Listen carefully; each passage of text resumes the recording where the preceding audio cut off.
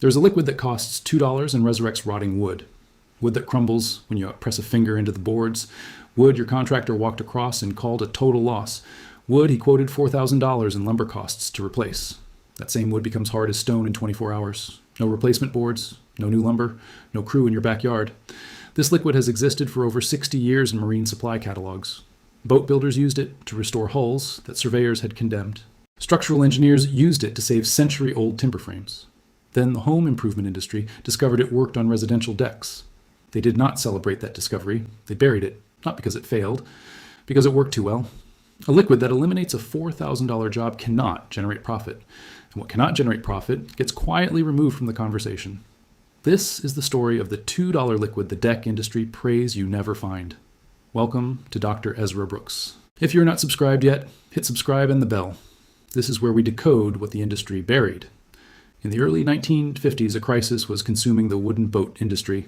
Hulls were rotting from the inside, and nobody had a permanent solution.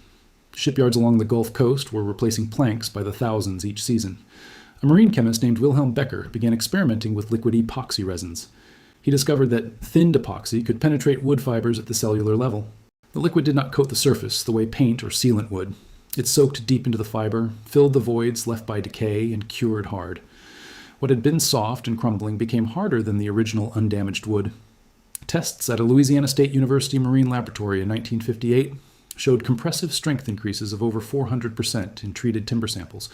The same boards that crumbled under pressure could now carry full structural loads. Becker founded Abitron Incorporated in 1962 to bring this chemistry to market. The first product, liquid wood, was designed exclusively for wooden boat hull restoration.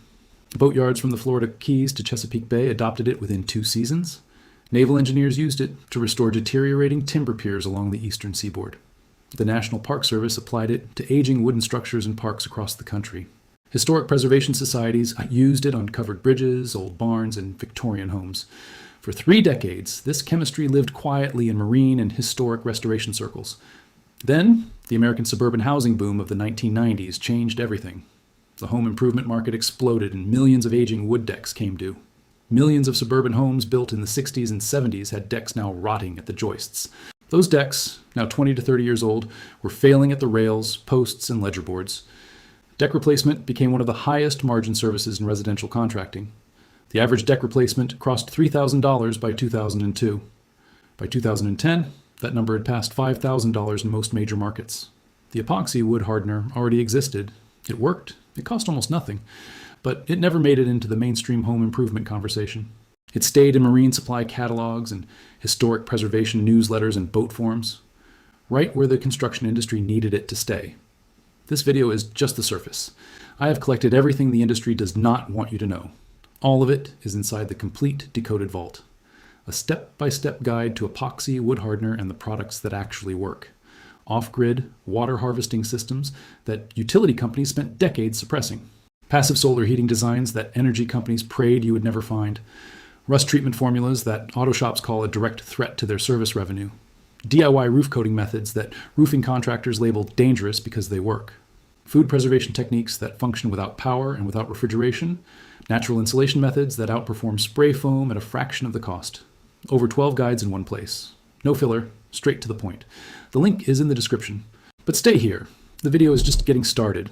So what exactly happens inside wood when the decay process begins? Wood rot is caused by fungi that digest the cellulose and lignin structure of the fiber. The fungal network breaks down cell walls from the inside, leaving a soft, hollow skeleton.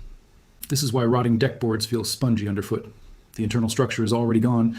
Standard repair involves cutting out the affected section and replacing it with new lumber. That approach works, but it is also the most labor-intensive and expensive solution possible.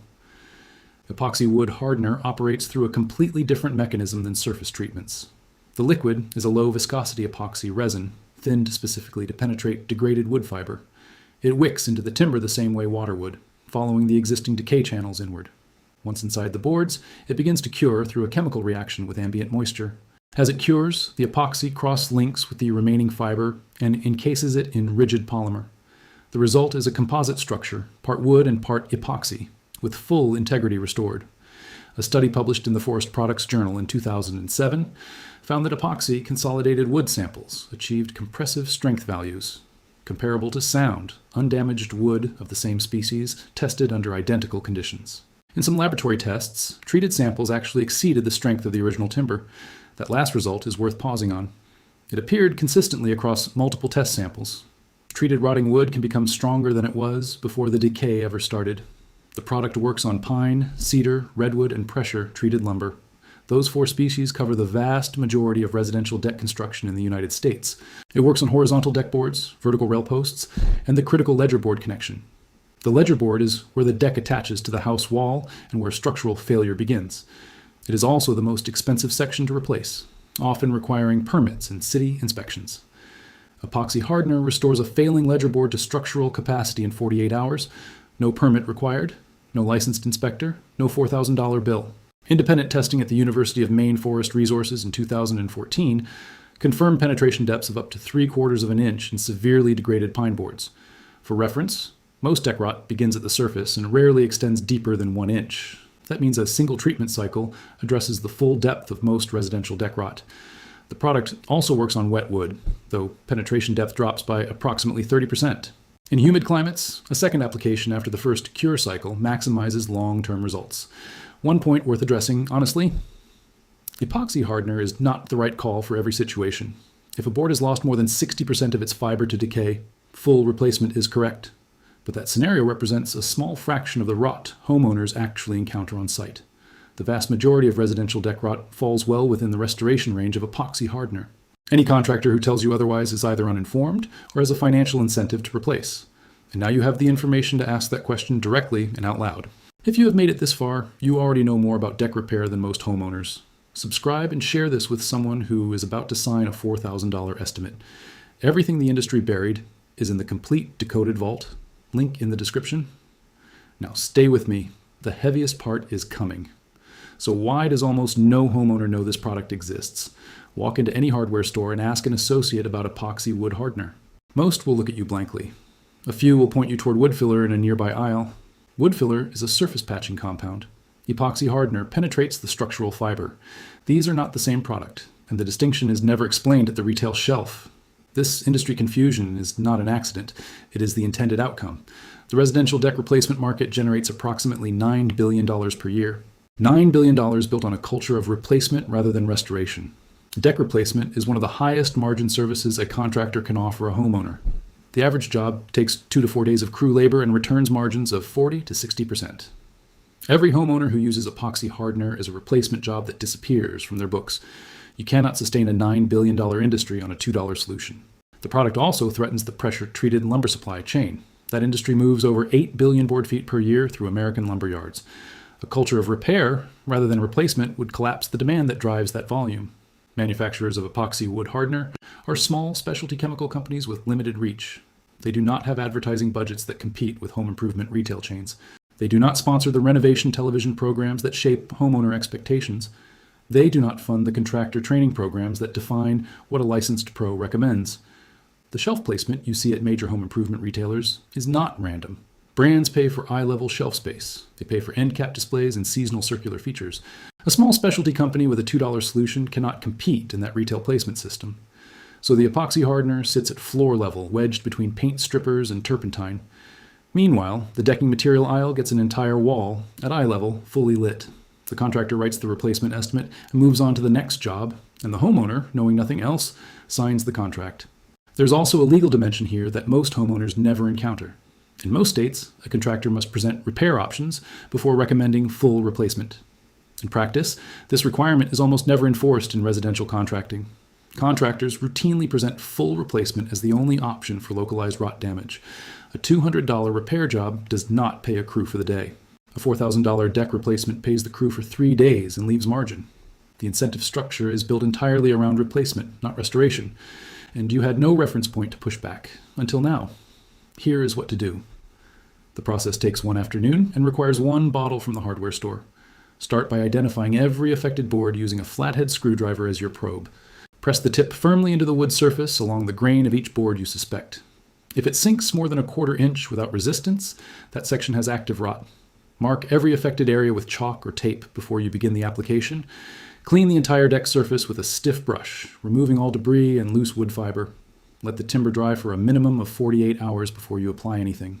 Moisture inside the wood prevents the epoxy from penetrating, so dry conditions are essential. Purchase any penetrating epoxy wood hardener from your local hardware store. Minwax, wood hardener, PC petrifier, and Abitron liquid wood are all proven and validated formulas. A standard 10-ounce bottle costs between $8 and $15 at most hardware stores. For a repair covering 3 to 5 square feet of active rot, 1 bottle is sufficient.